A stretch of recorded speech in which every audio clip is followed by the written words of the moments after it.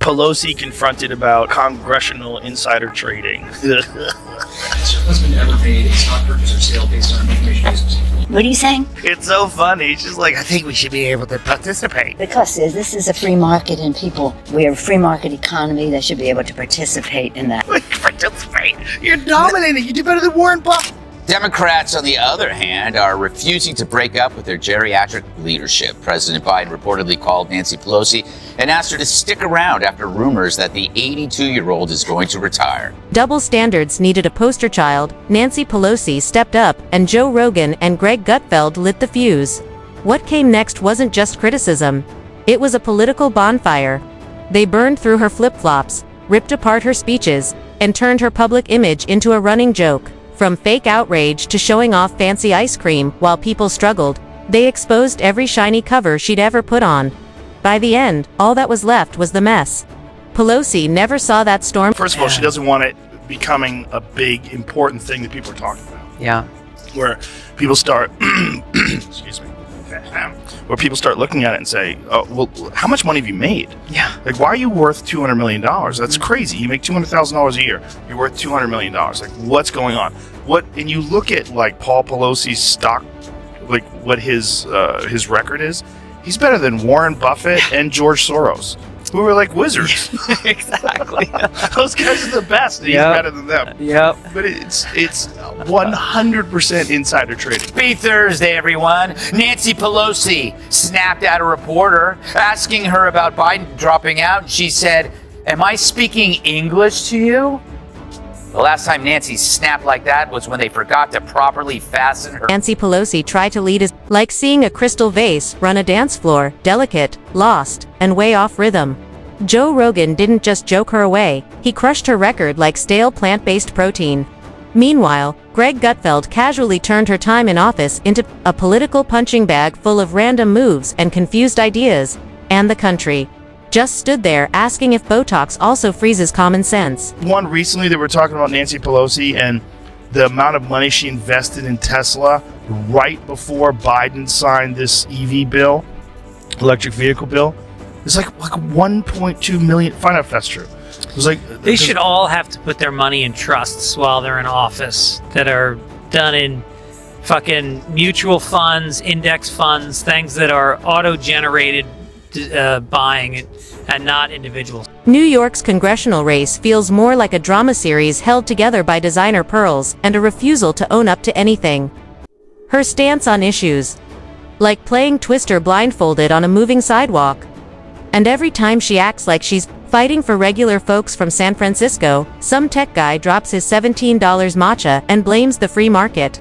Meanwhile, Nancy's busy cashing another insider stock payout like it's her daily workout. Like Nancy, caught at a hair salon Monday, despite laws keeping them closed for the public. This is the same Nancy who said this. The White House, by bringing all those people there, no mask, no distancing, and the rest. He slapped science right in the face. And what a bad example that was. What a bad example. She should know. Joe Rogan, who spends more time floating in silence than Pelosi does, noticing her own district's decline, still sees her double standards clearer than she reads actual legislation. The real punchline. She looks straight into the lens and preaches fairness while wearing a suit worth more than a month of staff salaries. Her idea of unity feels like cramming cats and dogs into a heated yoga class, loud, chaotic, and bound to end with someone crying. 100% both sides too, which is so important because everybody wants to point to Pelosi, and Pelosi made a lot of money for sure. But it's a lot of them. It's a lot of them. Yeah, we do I don't handle any of our finances because I'm not smart enough. But we do have a fund that tracks Pelosi. Right, there's a Pelosi tracker fund, and it's done very well. Right. We can't forget Greg Gutfeld's masterclass in takedowns. He dragged Pelosi's political past like it was some dusty artifact from a forgotten museum. From smug lines pretending to hold the moral high ground, to fake smile speeches that feel like a broken robot giving a TED Talk, Gutfeld exposed every moment she drifted from reality. Her speeches, they sound like a fill-in-the-blank game written by a clueless intern armed with a thesaurus and zero economic sense. Citing security concerns during the shutdown, Nancy Pelosi has asked Donald Trump to give his State of the Union in writing. Trump's response? canceling her trip to Brussels right before takeoff. It's hilarious. In the letter, he said he was sorry to inform her that he's canceling the trip. No, he wasn't sorry, not at all. He basically stole her lunch money and then he ate her lunch. Still, Trump should accept her offer and send the address in writing, a sheet with just 2 words, bye-bye. Pelosi once tried to sell trillion-dollar spending like it was game night with her donors. Her budget logic, like a drunk magician forgetting the trick, money's gone, crowds confused, and taxpayers fund the next weird art project made of wine corks. Joe Rogan tore through her fantasy talk with sarcasm and smirks, dragging her back to reality. Every time she floats a dream, Rogan replies like someone correcting a kid who thinks chocolate milk comes from brown cows. And honestly, New York's politics feel just as imaginary. Look, Pelosi's husband invested in Tesla, but not as viral post claims. Okay, so it's bullshit. House Speaker Nancy Pelosi purchased $1.25 million in stock from the electric vehicle company Tesla. A day later, on January 25th, President Joe Biden signed an executive order requiring all federal vehicles to excuse me. A day later, after she buys $1.25 million in stock on Tesla, Biden signs an executive order requiring all federal vehicles to be. Greg Gutfeld is like a blender when it comes to Pelosi's nonsense, chopping up her record and serving it with a smirk. She preaches climate action, then hops on jets with emissions that rival small countries. Gutfeld calls it out for what it is: hot air in a power suit. Her pandemic flip: 1 minute she's yelling about lockdowns, the next she's maskless, dancing like the wine kicked in. Rogan didn't hold back either. If it takes a committee to explain your health stance, you're not leading. Pelosi's crisis plan felt more like a random performance than real policy.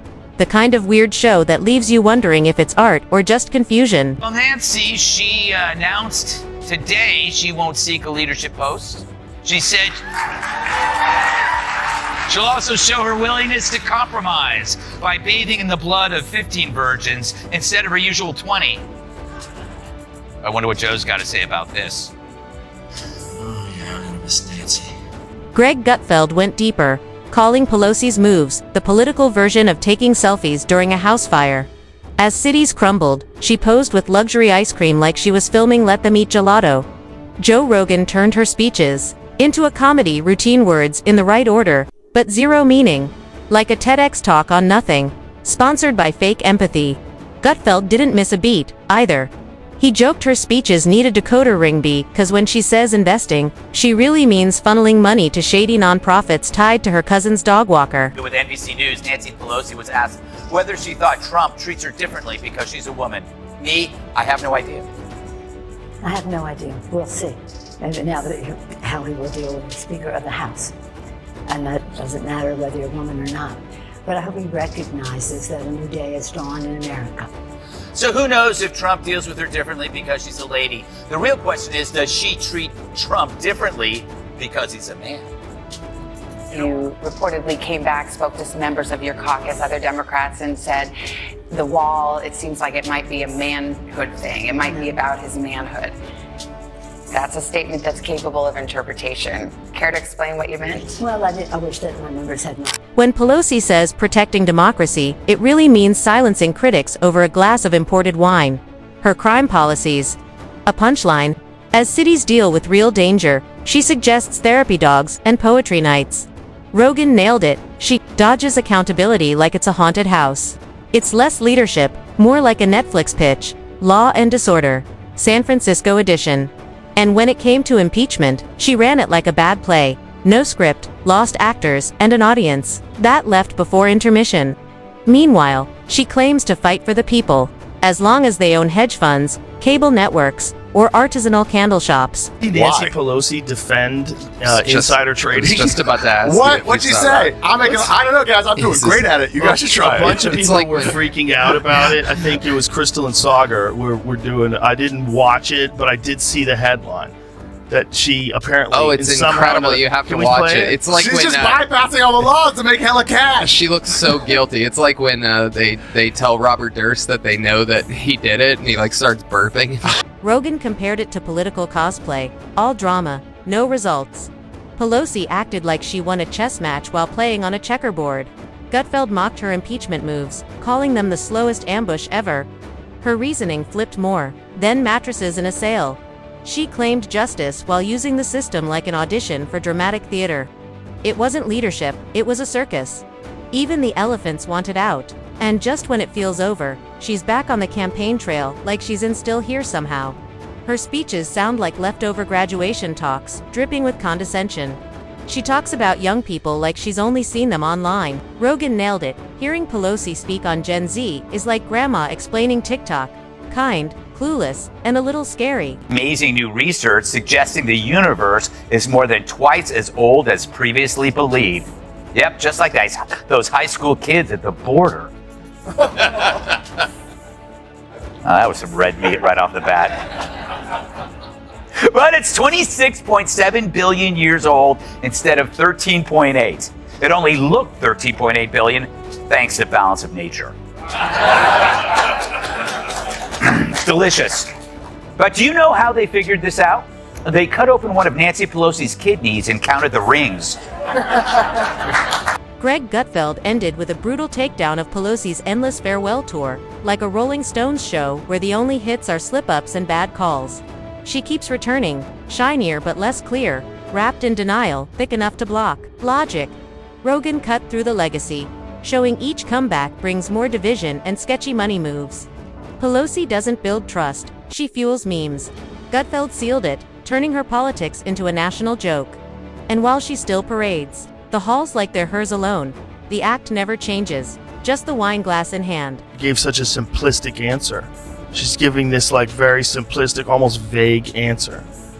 Because should you be allowed to participate in the stock market when you're influencing the direction of the stock, or when you know which direction something's going to go in, or when you're going to pass a law that's going to benefit these businesses that's going to force the stock to go up, and you know that, so you invest a shit ton of money before it happens. That seems like Rogan and Gutfeld keep reminding America that Pelosi, the queen of contradictions, always comes with a punchline. This roast isn't over, it's just on loop. Her farewell. More like a reboot with mood music and a recycled press release. She drifts through interviews like she's narrating a documentary no one wanted, full of drama and dead-end quotes. Her legacy isn't carved in stone. It's scribbled in fading ink on a cocktail napkin handed over by a lobbyist. Has your husband ever made a stock purchase or sale based on information he received from you? No, absolutely not.